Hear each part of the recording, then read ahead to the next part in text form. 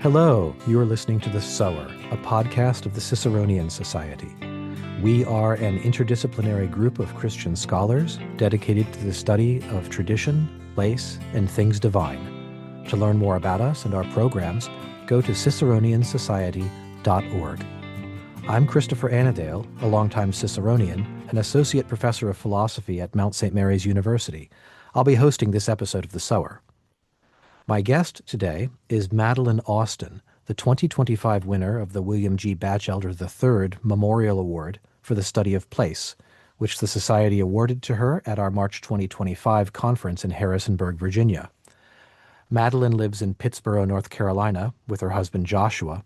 She is a graduate of the Virginia Military Institute and the University of North Carolina, Chapel Hill, where she completed her MA in Political Theory in 2024.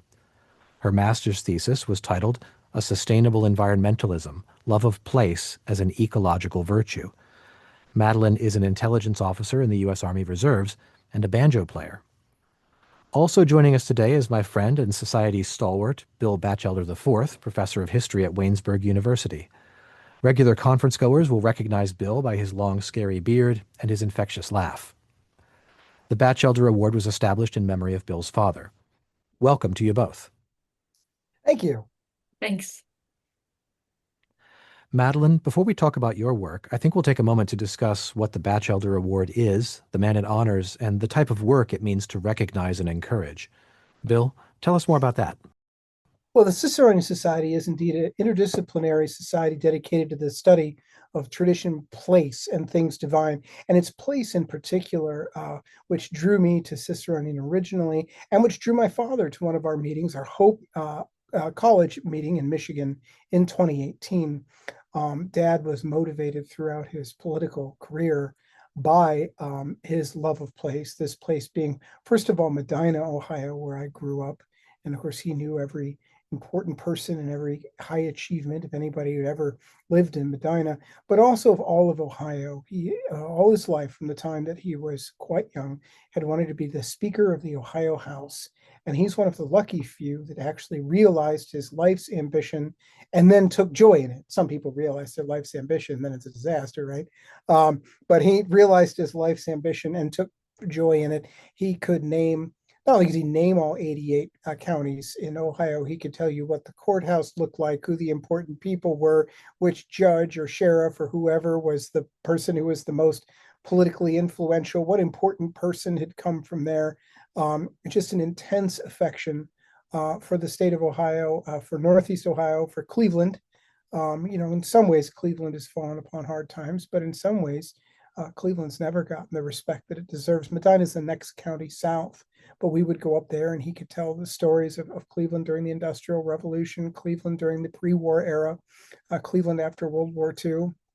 And so this intense love of place, a really intense love of place that he focused his entire life in, which motivated his politics and his career, and honestly made him an incredibly tolerant person. The other thing that I find, you find people that are suspicious of a love of place because they believe that cosmopolitanism is where you get tolerance and humanity and humaneness.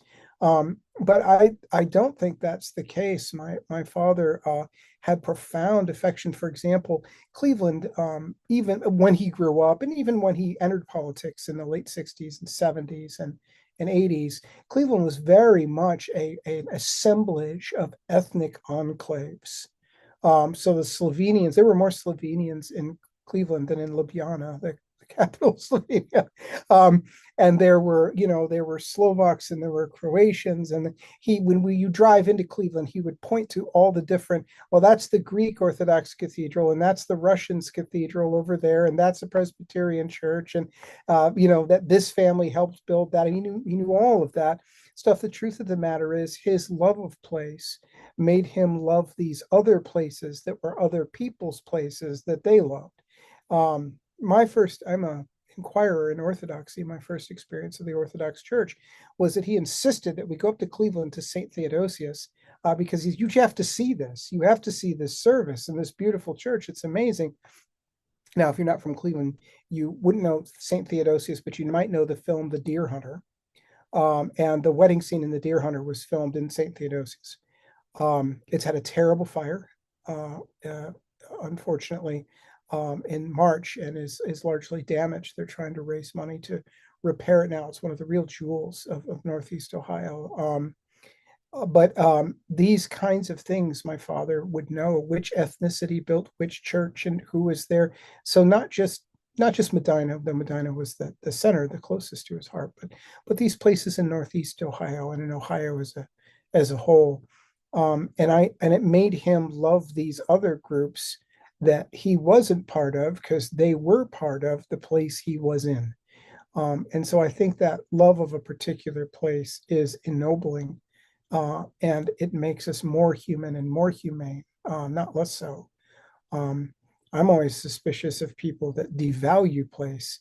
I'm never suspicious of people that love the place they are, whether that's a dense urban neighborhood or whether that's the countryside or whether that's something in between. So, because Dad so valued that, we came up with this prize when he passed away, God rest his soul, in February of 2022. And we wanted to remember him by awarding a cash prize to help support the scholarship of people who'd come to the Ciceronian Society and given the best paper on place. And so my mother reads the papers, who's Judge Alice Batchelder, who still lives in Medina, Ohio, and my sister, Elizabeth Akers, who is very much a Ciceronian in spirit in some ways, even though she's never been there. She's a Latin Mass Catholic convert and a deep reader of Wendell Berry and people like them, and intellectual. She's a Johnny. She went to St. John's, so a great books person. They both read them, and there wasn't not much question about which paper was going to be considered for the prize the year that Madeleine gave hers last spring. It was immediately seized upon by both my mother and my sister. So yeah, we were, and my dad would have liked this paper as well. So yeah, this was something that everyone enthusiastically agreed deserved that prize. Great, thanks, Bill. Let's turn to talking about the paper now. Madeline, the paper that you submitted that won the award was drawing upon environmental virtue ethics and agrarian political thought to unite the concepts of storge and agape in a new account of love of place. How would you sort of introduce this to people who didn't see or read your paper back at the conference in March? Yes, thank you, Bill, I'm very honored by what you said about your family liking the paper. That means a lot to me. I am very interested in these environmental questions, and virtue ethics and kind of virtue-centered philosophy has always appealed to me. Maybe if you want to put it at odds with kind of a more analytical philosophy. And it seemed to me also that the people asking the most interesting questions about the environment, if you want to call it that, nature, natural world creation, etc., um, were in environmental virtue ethics, or environmental ethics more broadly. There's this kind of hesitation to focus any sort of environmental accounts in the mainstream academic conversation and popular conversation because of this suspicion of humanity. We cause the problems. So there's this idea that we can't possibly do anything about them. We are intrinsically just bad for the earth. And I thought that environmental virtue ethics, focusing on the character of people, actually provides some really interesting conversations that bolster against this kind of this technocratic tendency of mainstream environmentalism to say, hey, the only way we can do anything about this is from the top down. It's got to be big. It's about money, an individual person or a community. You can't have an impact on that. And I've really seen how that's led to, especially young people, being either anxious or apathetic. They say we can't have children because that would not be a responsible thing to do. So it's motivated well, but when you get to that place of anxiety or apathy and you don't do anything, then you're really in trouble and the world's really in trouble. So I was trying to figure out a way to explore this topic, and I think place is a very important answer to this. And I've been inspired by so many Ciceronians, but also Wendell Berry. My favorite environmental book is Roger Scruton's Green Philosophy, also known as How to Think Seriously About the Planet. And I really wanted to continue in that line of conversation. And so there were two things that didn't seem to, they seemed to be related, but I couldn't find any already established connections between them. And this is the kind of virtuous sense of love, as in love as an action, love as in the Christian sense of to love one's neighbor, which is not really dependent on emotion or feeling. And then this sense of affection that all the agrarians talk about. Wendell Berry, it's all turns on affection, where Roger Scruton talks of oikophilia, love of home. And this is more of a feeling. And so I wanted to draw on these two traditions, love as a virtuous sense, agape, and then love as a more emotive thing. But I wasn't sure how to combine those two. And then once I reread Lewis's Four Loves, I kind of remembered about the forgotten love, Storge. If you ask people what are the four loves, they can pretty much give you the three, and then they're not sure about the other one. And I was like, that's the one I'm looking for.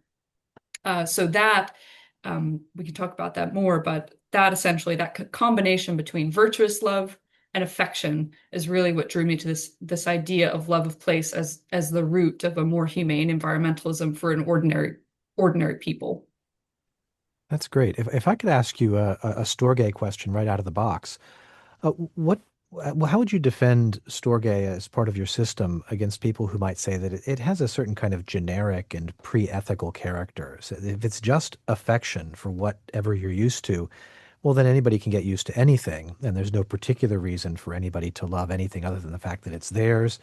And that's only in the case if they've actually stayed in one place for a long time, that they have a sense of place. Where people are mobile and cosmopolitanism seems to be the place where you can sort of have a variety of experiences, leave behind the old affection for place, and maybe rise to a sort of higher ethical sensibility. How do you push back in defense of making concern for place and the objects of affection a key part of this virtue ethics sense of place?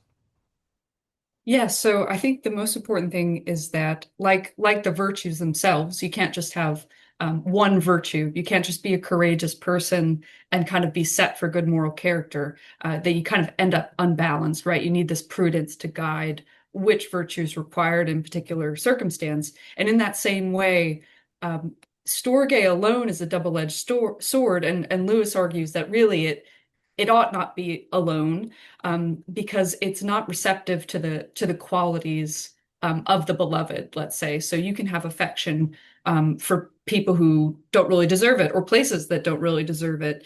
Kind of like the example that Lewis uses, and that's most resonant to me, is the grumpy neighbor. If you've been around the grumpy neighbor 20 years, you're kind of familiar with her ways or his ways.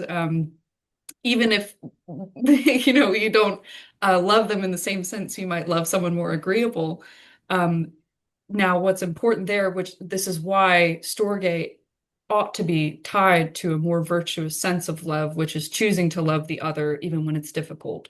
I think the combination of those things hedge against kind of the weaknesses of one or the other, because if we totally rely on virtue for an account of the environment, we're in trouble in a practical sense, because no system totally reliant on virtue, unfortunately, tends to be quite realistic.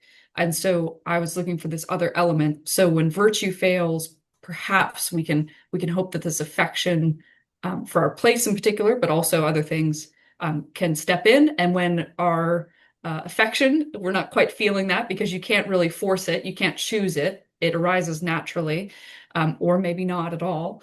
So you can only encourage it. When that's not there, then you could choose the loving action. So they're kind of reciprocal. So just how prudence kind of orders the virtue, those together kind of form what I'm talking about with love of place. That's a great answer. Thanks. I really appreciate that. How do you think mainstream environmentalism would change if it actually acquired more of this love of place, apart maybe from scaling down from large-scale international political solutions down to community solutions? Is there something more humane about it that you think would actually benefit the environmental movement and make it more sustainable in itself as an environmental movement? Yes, absolutely. That's why I'm so interested in this term of sustainability. I kind of feel like I get the sense that the system that we're operating on, the kind of environmentalism you get from the news, it's inherently top down, as we talked about. It tends to be kind of left wing or progressive, if you will.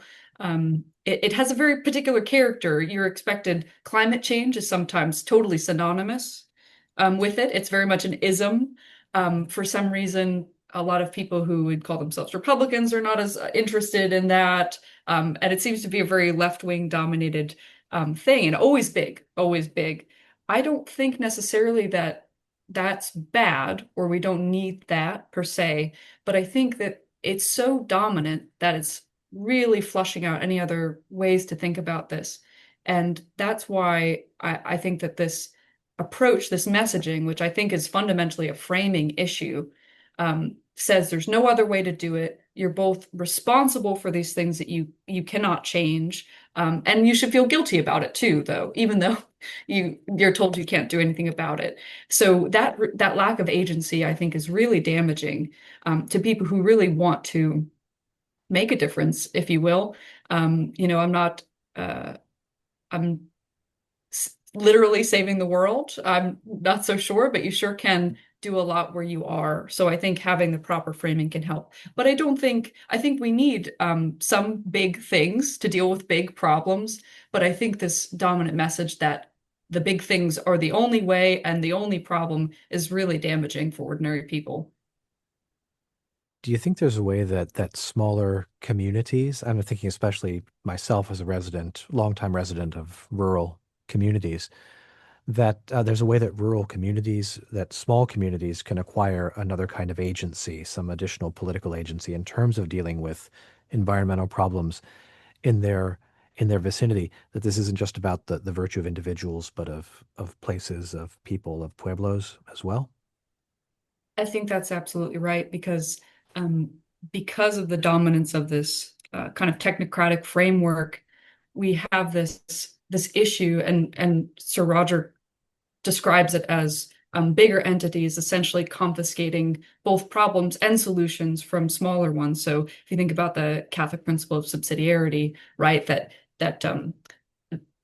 problems and things should be dealt with at the lowest level appropriate for their care. So the standard operating procedure, if you will, is to go from the bottom to the top. We've kind of inverted this where we start with like, oh, the big entities, they have the most power, they can be the most efficacious. And it's very reasonable at first glance to say, well, this is an organization that has the most power, it should deal with the problem. But we get into a lot of problems this way. I don't think that's a controversial statement for the Ciceronian Society. Um, but I think returning the sense of agency to communities is really important because the first step is an idea of, wait, this is our place. This is the place that we live. We can tangibly see what needs to be done. Ideally, and we could talk about how to develop this, but you know what needs to be done when you know the different churches in the area, like Bill was talking about, when you know those stories, just in the same way when you know a person, sometimes you get a sense for um, how to best treat them, how to best talk to them. You get to know them. I'm not saying that all the time you know what's best for them per se, but it certainly helps to kind of know who they are.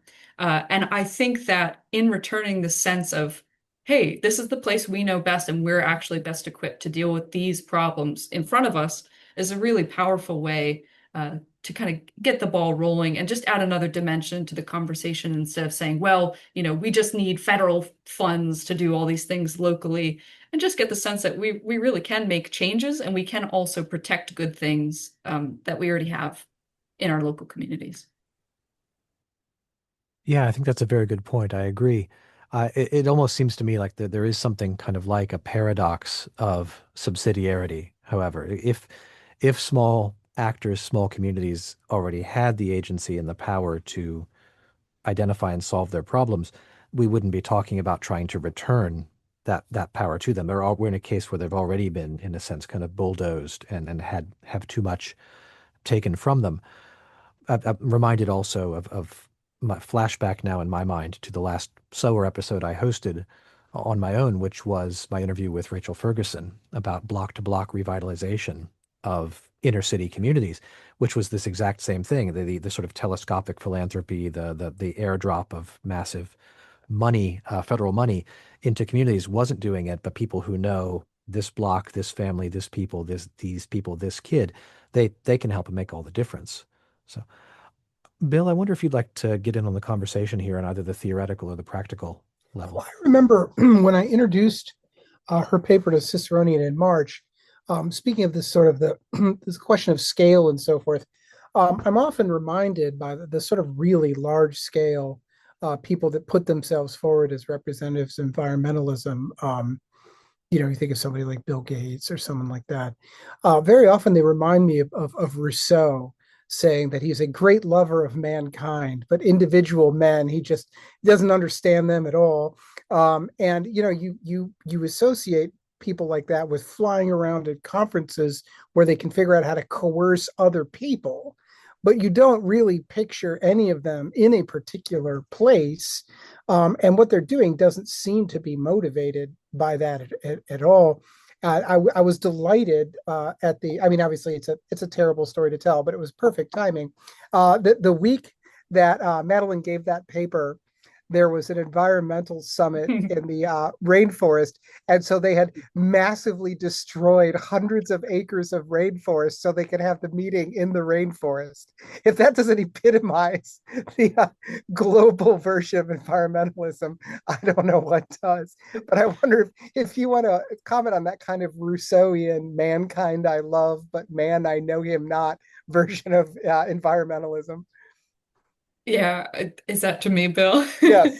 Yeah, I think I do see a lot of Rousseau, good and bad, in these conversations, and in particular this whole utopian idea, and of both man and city or state, that we can create the ideal society. And again, while the motive I do understand, I'm deeply skeptical of, at least by itself, that these ideas lead to both individual and community flourishing, but also kind of a more large scale flourishing. I'm also reminded, I think it's in Brothers Karamazov, where I don't know, if I can't remember if it's Zosima, or I always mix up. I think it's someone quoting someone, but he says, the more I love man in particular, the more I hate man, or the more I hate man in particular, the more I love mankind, and the more I love mankind, the more I hate man in particular. I can't remember what it is exactly, but it's that my friend Matt Young, he always quotes at me. I'm like, yes, exactly.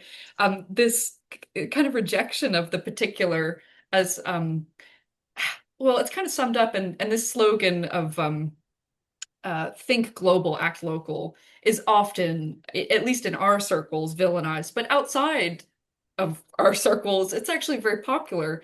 And a lot of the people that thinkers that I work with, like Wendell Berry, Roger Scruton, they're like, no, you can't think global. That's not physically possible. So for me, the biggest tension is this idea of the imperfectibility of man versus utopia, and then um, this more abstract, yeah, this abstraction of people in this utopian way to think about it. Or if we just blow everything up and we just need to start over, or it's just your money that we need. We don't need you as a person. This overemphasis on humanitarianism and philanthropy, which are not bad on their own, but it's kind of like an excess or a deficiency. It gets to a point where it's we need something else. Madeline, is there anything of a kind of critique of liberal individualism, of the sort of the liberal vision of the person in any of your work? Is your return to virtue in part a critique of the sort of isolated individual of certain kinds of political theory? That's a good question, and one that I'm kind of continuing to think through and wrestle with. On the one hand, I'm very sympathetic to the principle of variety that goes on in liberal theory, but I do think that an over focus, again, everything in moderation, I think an over focus on the individual uh, is not good. And I'm very intrigued.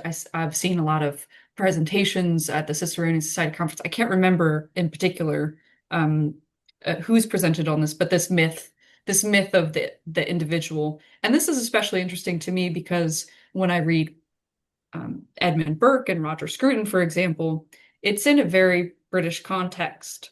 And it's very interesting to think of their ideas in the American sphere with the American history of individualism.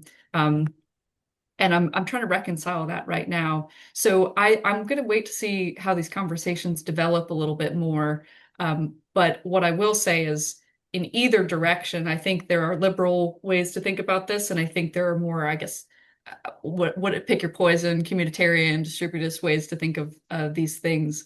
But I think moderation in either way is good. I'm not necessarily for like we all go to hippie communes, but I also don't necessarily want to do away with community in the way that kind of this excessive emphasis on the individual in liberal theory might have us do. Can you relate some of what you've been saying? In particular, you invoke in your paper Wendell Berry's concept of wholeness. Can you maybe relate some of what we've been talking about to that concept of wholeness in particular? Yeah, absolutely. So I really found myself wondering about how do we think about the environment? And again, you both probably are aware of the debates over whether the environment is the proper term, but I do tend to use that term because it's the most recognizable in and out of our circles. But be that as it may, this idea of the environment, it's so big. We're talking about the whole world. Sometimes we kind of talk about the cosmos when we talk about escaping to Mars and things like that. So that's a lot. And because that's so big, the human mind cannot adequately and particularly deal with that scale. Like we cannot even imagine. We can only kind of deal with these slices at a time. So what do we do in environmentalism, environmental political theory, which tends to be pretty interdisciplinary? You know, you have the scientific portion, political theory, all that. Is we divide it by topic.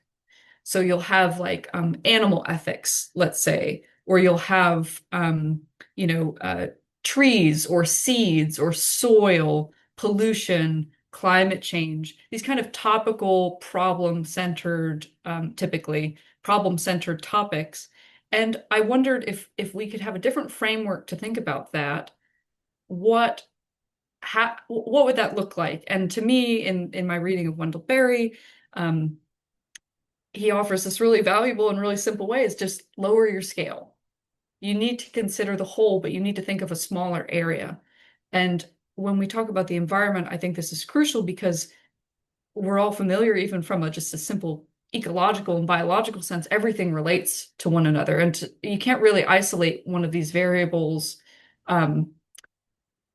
It's very easy to over-isolate where you're not really considering the whole. We've heard about, what was it, the so-called dire wolves of last year, and this idea of when a species goes extinct, it, ripples throughout the ecosystem. So I'm really interested in, instead of looking at these questions in a topical way, what if we looked at a whole ecology in a smaller sense? So for example, perhaps you have a park that you know.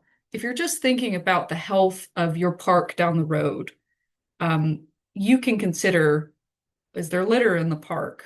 What's the water like? Does that need a cleanup? What are the things going on there? What do the people enjoy doing there? What kind of animals, flora and fauna are there? Whereas, and if you're kind of taking the more typical approach, you're thinking about, how do I clean up all the plastic in the ocean? How do I clean pollution? How do we deal with climate change? So I'm really interested in this kind of movement of scale because I believe when we talk about these topics, it just seems that isolating things isn't very helpful. So I guess one of the questions that I would follow up on, not that you necessarily have to have all the answers, but because it is a hard thing to think about if you want to start at local first, is what do you do about areas that have largely been sort of powerless in the face of other people externalizing their costs on them? So, I'm in a federally designated county of Appalachia, and I think of all in the United States, those counties are the most notorious for having had other people's costs externalized onto them. We lost an entire park in my county because it was undermined, and they lost the lake. I mean, the park's still there, but it was supposed to have a lake. The lake fell into a mine shaft, basically. And when the state came out, they penalized, my understanding is, they penalized the mining company responsible, then came out to the park and said, shrug, I don't think this is fixable. So the state just ended up with the money, um, not the local people, and the local people lost their park. And, in some places that I've lived, there'd be pitchforks if that happened. But around here, that happens. If you're trying to be locally focused, but local people are largely powerless, um, again, this is an ongoing problem. This isn't some. I mean, if this could be solved, Appalachia would look different. Yeah. But I mean, when you think about that conflict between, on the one hand, wanting to be very local, on the other hand, those people being deprived of their power, what reflection do you have on that? Yeah, that's a really tough question, especially because a lot of my research is trying to address this despair of the mainstream environmental movement. It is also very true that there's a despair when you watch your own town being destroyed. Pittsboro right now is undergoing incredible, devastating growth, frankly. I won't get into that too much, but yeah, that is a challenge. I'm not sure, but something tells me that the place to start is with the things that you can do. And sometimes that's not a lot, and that's a great tragedy. And it's really hard, especially not to lose hope in those cases. But I think this apathy definitely is tied to the sense that there's nothing I can do to change it. And when that's a cultural thing in a particular community, perhaps because bad things have happened before. The mountain has crumbled from strip mining, or the park's been taken away, or the development has just gotten rid of all this historical farmland. That's really hard. And I think Vandana Shiva actually has some great commentary on this. She talks a lot about, and I might be wrong on the particulars, but I hope I get the spirit. Learned about her from Dr. Norman Wurzba at Duke. Vandana Shiva talks about the intellectual property of seeds. Essentially, what has happened, a lot of these large companies, you're familiar with some of the big players like Monsanto and things like that. Essentially, they come to India, they tell some of the local farmers where she's from, they say, hey, we can genetically modify your seeds, your traditional seeds that you use. We can make them more efficient. And you'll see a reduction, you'll see an increase in growth, less disease. And you'll have more crops. Sounded great to everybody. So the seed saving, give them to the company. The company then puts a patent on their technology and then begins selling seeds to the local people instead of this traditional method. So I think the first thing to do, when you find yourself in a grave, the first thing to do is maybe stop digging the grave, is find a way to at least communicate the power that people do hold. And that's really tough when you're facing things like starvation. Um, a lot of the most interesting parts of this conversation will have to do with these industrializing countries that are becoming perhaps overly dependent on the Western world, or what do they call it, the global North or whatever. And the key is, like, can people stop themselves when these things are on the table? Like, what country is going to reject industrialization?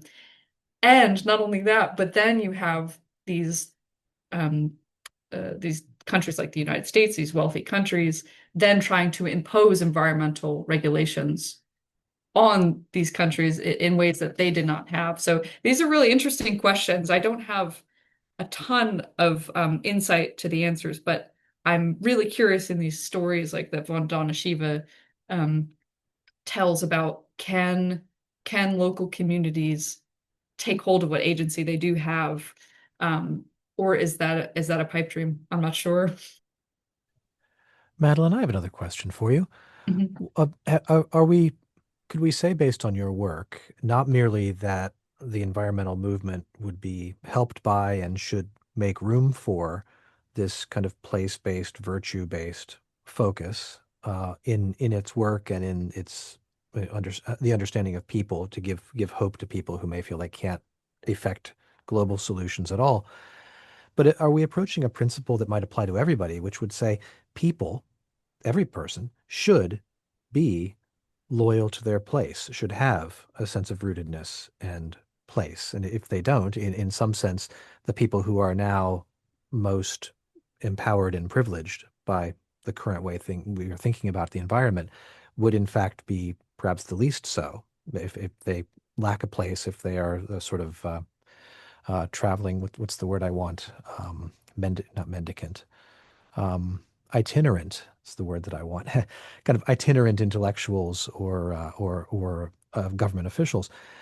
Is it the case that we're moving towards a normative principle that love of place is a thing that really should be part of the well-lived human life, and people who lack it are not only lacking in their effectiveness to advocate for the environment, but just lacking in a general sense? I think so. And it's Sir Roger who describes this in a really eloquent way at the end of Green Philosophy. He says that a healthy environment is an effect of strong community.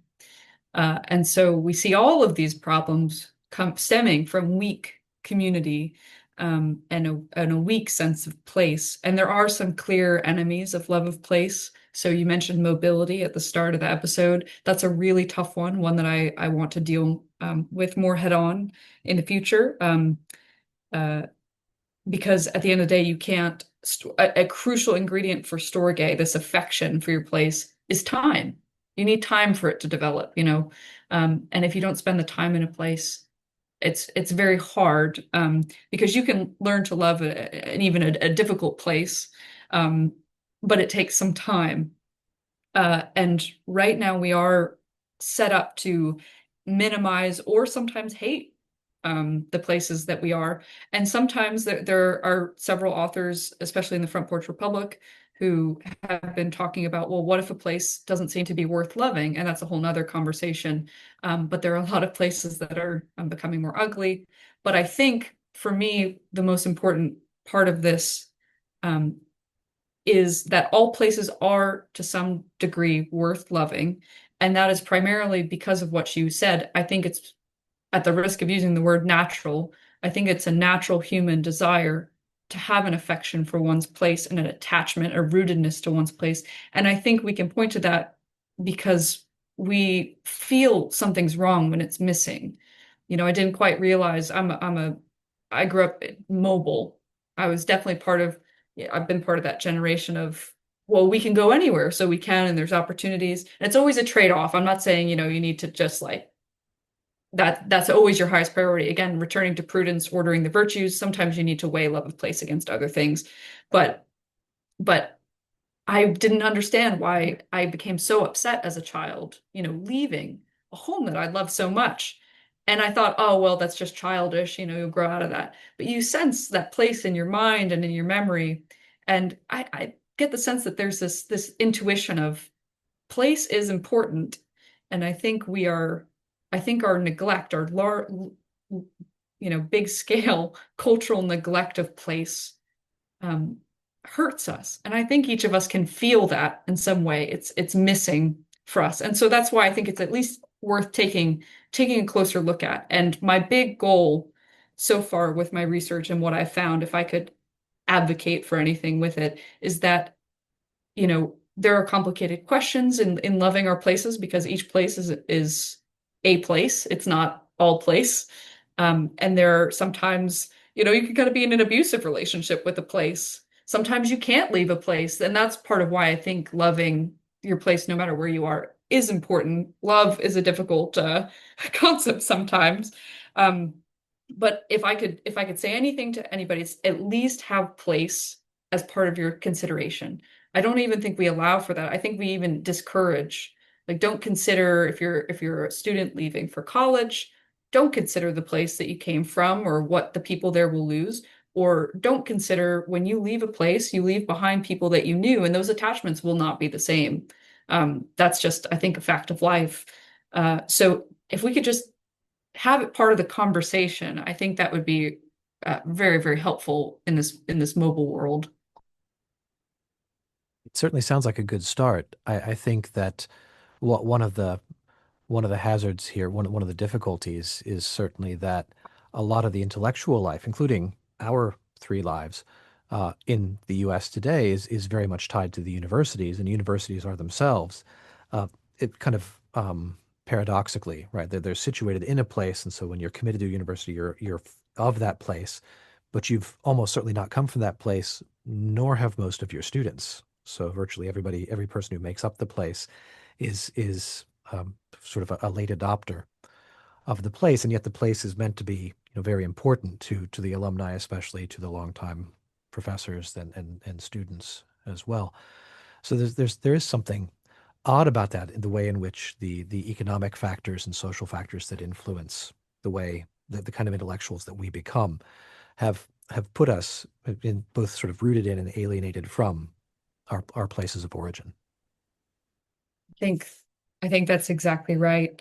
Um, yeah, and it's a very sad reality. In my more noble moments, I like to think of it as a sacrifice, um, for the sake of, uh, again, this ordering of things. I would really deeply like to be rooted in a place forever. And this is also why I think it's important right now. This is why I've kind of taken Sir Roger's concept of wikiphilia, love of home, and adjusted that a little bit, because I think there's more to home than place. We're all in place, and those places change sometimes, and sometimes you have to order a higher value than love of place. But currently, love of place or place ranks like really low, it seems. And I think, especially with young people who are deciding maybe what to do after college or what to do after high school, they're almost discouraged from staying at home. That's like a negative thing. We get this sense of you should go off and make your own, and maybe you come back, but that's kind of frowned upon. You failed if you return back. And I think if the conversation allows for a little more room for that option, or just tell people it is an option, actually, I think that could have a big impact. So perhaps that's a little a modest goal, but I hope it's a good one. Mhm. I appreciate that. I do wonder. I don't want to say anything radical, but it does feel to me like the social and economic realities of the country would have to be rather different from the way they are now before you would have a significant number of people, and even more so for a significant number of the elite, to actually have a lifetime or half a lifetime's experience of being deeply rooted in a single place. I mean, the mobility seems to be kind of built into the American character and something we make our peace with, and we struggle to sort of elevate the ranking that we assign to place now and probably in the foreseeable future for any of our lifetimes. But it certainly doesn't have to be that way. Hasn't always been that way, and we can think outside the box. I think that's true. Hmm. Close to wrapping up the episode. Are there any final thoughts from Bill or Madeleine? Anything you'd like to bring into the conversation before we go? Bill, I drove through Ohio for the first time recently, and I did it actually like 4 times in a month, and so I felt close to you as I was Which part of Ohio did you going through? I was going up to Michigan, so I'm not very well oriented as I was going through the map, but I started in the bottom right and I curved up. Went I was past on that. Columbus. Yes. I lived there for years. I love Columbus. It's a There you wonderful go. town. Made me Yeah, feel close to you.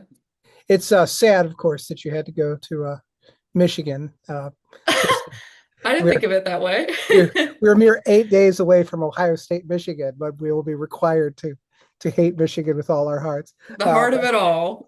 Oh, that's shout out to my friend Tyler, who's also a tried and true Ohio man. I always tell my students when I teach American history that it's the heart and center of Christendom. This is the kind of claim that love of place will stoke. Well, I'm very glad that we got to this interview, and I apologize for the delay. I'm forever doing something or other. It's been a while since we gave you It's that prize, but good. I'm so glad that we were able to do this. Me too. Thank you so much for having me. It's a real honor to talk to you, and I really appreciate the consideration for the prize and winning it. I'm very, very honored by that. And the idea that your family read my paper is very exciting We because loved it. it's the most readers I've ever probably gotten. They loved it. So, and Chris, thank you for putting this together. Thank you, We Chris. do appreciate the opportunity. No, this has been a lot of fun. I'm glad we got together. I got to have this meeting and this conversation. And I'm anxious Madeleine, to see what kind of work is going to be coming from you in the future on the topic of place and virtue, especially. It's just one of those topics that I think that needs a whole lot more academic attention and sort of pushing it out into the social space where young people especially can be affected by it as they're thinking through their identities and what looks to be a fairly unsettled time culturally for us in the remainder of this decade and probably the next decade as well. And did I hear you say, Madeleine, that you will be at the Omaha conference this March for Ciceronian Society? Yes, that's right. So last year I heard Annie Crawford deliver a marvelous paper on the Ransom trilogy, and Josh Herring, who most of the listeners will know, the man is everywhere. Oh, yes. He asked if I'd be part of a panel, and I said, well, yes, I guess so. So I'll be discussing competing ecological visions in That Hideous Strength in particular. Oh, excellent. I look forward to that. Thank you. I look forward to seeing you. Will you be there? I will. I'm on a panel which is considerably less morally responsible. We're doing a panel on Lovecraft, and they were one short, so Very cool. They asked me to make up numbers for that one. So I'll be on the Lovecraft panel. Oh, that's fantastic. I feel like I'm looking at the two opposite ends of the spectrum here. Well, thank you both for being here. My guests today on this episode of The Sower have been Madeleine Austin and Bill Batchelder. Thanks very much to both of you for appearing. You've been listening to The Sower, a podcast of the Ciceronian Society. If you like what you hear, please like, subscribe, and share this episode with a friend. We hope you'll take the opportunity to find out more about us at ciceroniansociety.org and consider joining us at our March 2026 conference in Omaha, Nebraska. Thanks for listening. Goodbye.